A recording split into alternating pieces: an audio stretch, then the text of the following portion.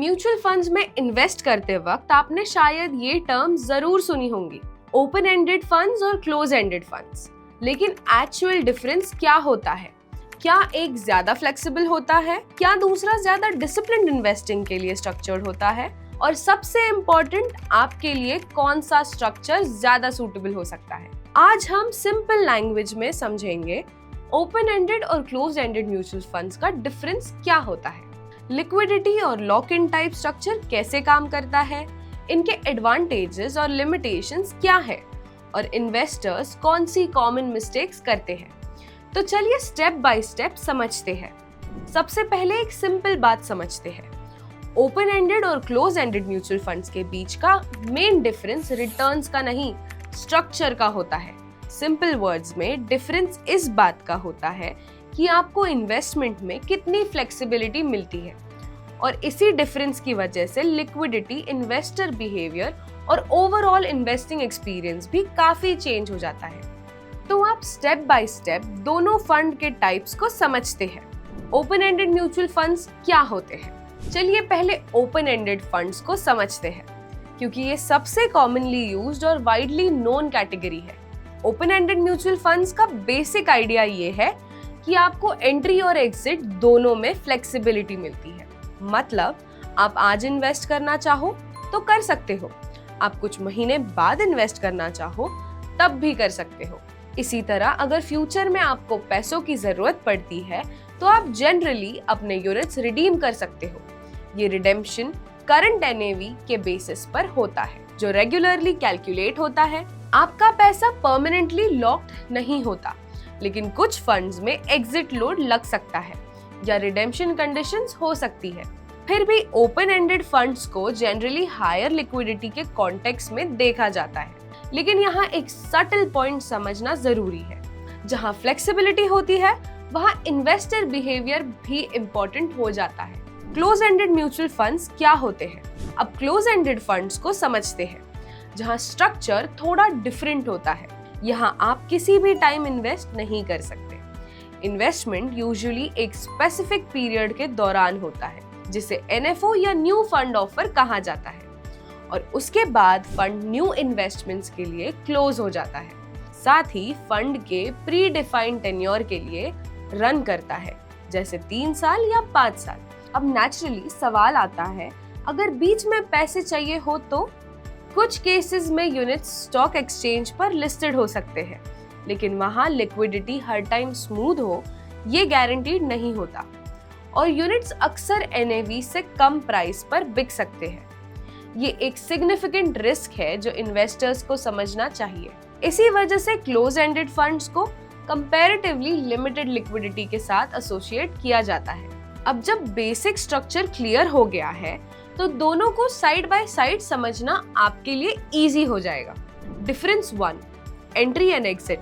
जैसे कि हमने थोड़ी देर पहले डिस्कस किया, ओपन एंडेड फंड्स में आपके पास फ्लेक्सिबिलिटी होती है।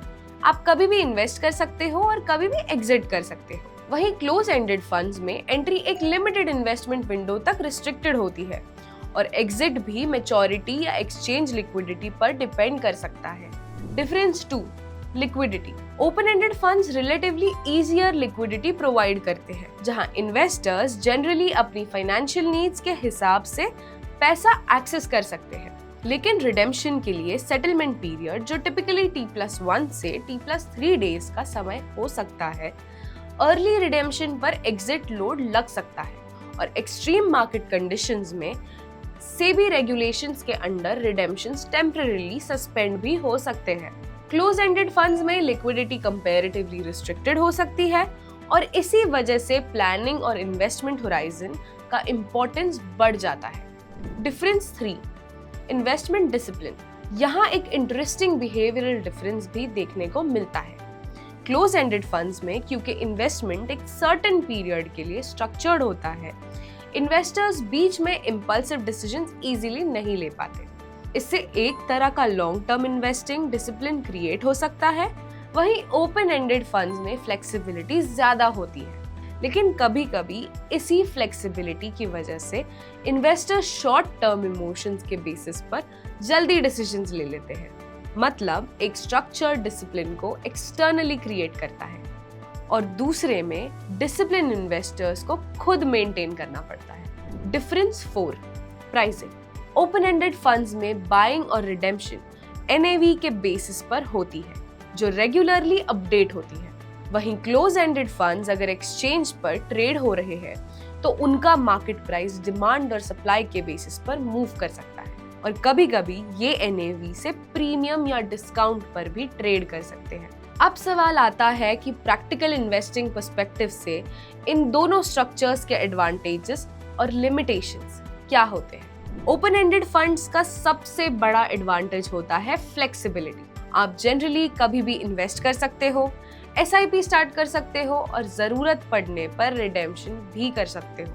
इसी वजह से ये उन इन्वेस्टर्स के लिए यूजफुल हो सकता है जिनके फाइनेंशियल गोल्स और कैश फ्लो नीड्स डायनामिक होते हैं। लेकिन फ्लेक्सिबिलिटी के साथ एक चैलेंज भी आता है। कभी-कभी investors short term market movements या इमोशंस के बेसिस पर जल्दी डिसीजंस ले लेते हैं, जैसे पैनिक में रिडीम कर देना या बार-बार पोर्टफोलियो स्विच करना। वहीं क्लोज एंडेड फंड्स का एडवांटेज थोड़ा डिफरेंट नेचर का होता है क्योंकि इन्वेस्टमेंट एक स्ट्रक्चर्ड टाइम पीरियड के लिए होता है। इन्वेस्टर्स को अपनी इन्वेस्टमेंट को टाइम देने का अपॉर्चुनिटी मिलता है। साथ ही फंड मैनेजर को भी रिलेटिवली स्टेबल कॉर्पस मिलता है जिससे वो लॉन्ग टर्म स्ट्रेटजी पर फोकस कर सकता है। लेकिन लिमिटेशन भी क्लियर है। लिक्विडिटी कंपैरेटिवली लिमिटेड हो सकती है और अगर बीच में पैसों की जरूरत पड़ जाए तो एग्जिट उतना सिंपल या कन्वीनियंट नहीं हो सकता। लेकिन यहाँ एक इम्पोर्टेंट चीज समझना जरूरी है। स्ट्रक्चर अलग हो सकता है लेकिन मार्केट रिस्क कंप्लीटली डिसअपीयर नहीं होता। यहाँ एक मिसकंसेप्शन क्लियर करना बहुत जरूरी है। कई इन्वेस्टर्स अज्यूम कर लेते हैं कि close ended funds automatically safer होंगे क्योंकि उसमें स्ट्रक्चर्ड टेन्योर होता है। लेकिन रियलिटी ये है कि मार्केट रिस्क दोनों में हो सकता है। अगर मार्केट गिरता है तो दोनों टाइप के फंड्स इंपैक्ट हो सकते हैं। बस डिफरेंस इतना है कि क्लोज एंडेड फंड्स में लिक्विडिटी रिलेटेड चैलेंजेस हो सकते हैं और ओपन एंडेड फंड्स में बिहेवियरल रिस्क ज्यादा देखने को मिल सकता है, यानी इन्वेस्टर्स का खुद का रिएक्शन।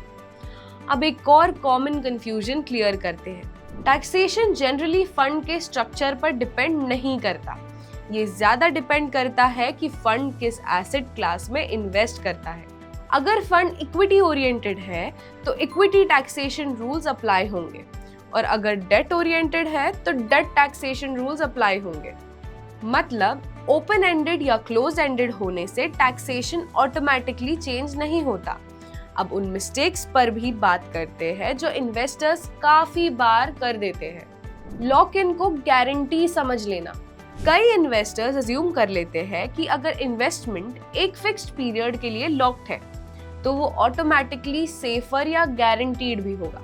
लेकिन लॉक इन या स्ट्रक्चर टेन्योर का मतलब सिर्फ इतना होता है कि इन्वेस्टमेंट एक सर्टेन पीरियड के लिए इन्वेस्टेड रहेगा।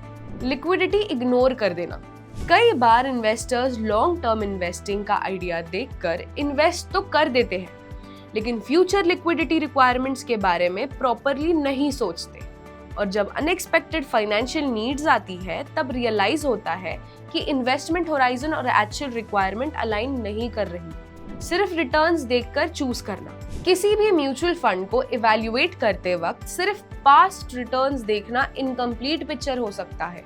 स्ट्रक्चर, लिक्विडिटी और इन्वेस्टर सूटेबिलिटी भी इक्वली इंपॉर्टेंट फैक्टर्स होते हैं। प्रोडक्ट स्ट्रक्चर समझे बिना इन्वेस्ट करना। काफी बार इन्वेस्टर्स रिकमेंडेशन या कैटेगरी देखकर इन्वेस्ट कर देते हैं लेकिन ये प्रॉपरली नहीं समझते कि प्रोडक्ट का स्ट्रक्चर एक्चुअली कैसे काम करता है। इन्वेस्टिंग में सिर्फ कहाँ इन्वेस्ट करना है इम्पोर्टेंट नहीं होता, ये समझना भी इक्वली इम्पोर्टेंट होता है कि इन्वेस्टमेंट ऑपरेट कैसे करता है। तो नेचुरली एक सवाल आता है, आखिर कौन सा स्ट्रक्चर किस टाइप के इन्वेस्टर के लिए ज्यादा सूटेबल हो सकता है। अगर जनरल अंडरस्टैंडिंग के लिए देखें तो ओपन एंडेड फंड्स उन इन्वेस्टर्स के लिए सूटेबल हो सकता है जिनको फ्लेक्सिबिलिटी और लिक्विडिटी इंपॉर्टेंट लगती है। वही क्लोज एंडेड फंड उन इन्वेस्टर्स के लिए कंसिडर किया जा सकता है जो long term structured investing approach के साथ कंफर्टेबल है। लेकिन फाइनल चॉइस हमेशा डिपेंड करेगी आपके financial goals, liquidity needs, risk appetite और इन्वेस्टमेंट होराइजन पर। ओपन एंडेड हो या क्लोज एंडेड, म्यूचुअल फंड का स्ट्रक्चर समझना उतना ही इम्पोर्टेंट है जितना उसका रिटर्न देखना, क्योंकि अल्टीमेटली सही इन्वेस्टमेंट वो होता है जो सिर्फ नंबर्स में अच्छा ना लगे, बल्कि आपकी गोल्स और फाइनेंशियल सिचुएशन के साथ भी फिट हो।